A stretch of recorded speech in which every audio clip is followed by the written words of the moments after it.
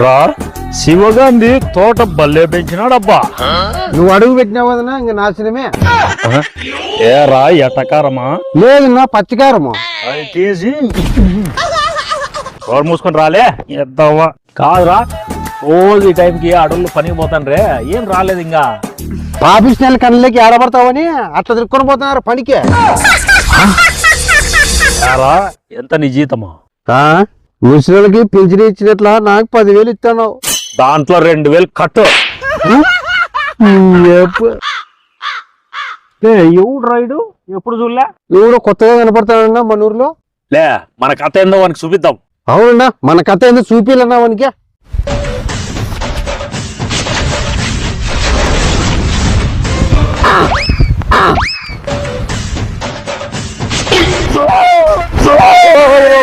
మూతెంత కలుపుతుంది అడిగిపోతుంది ఇలా.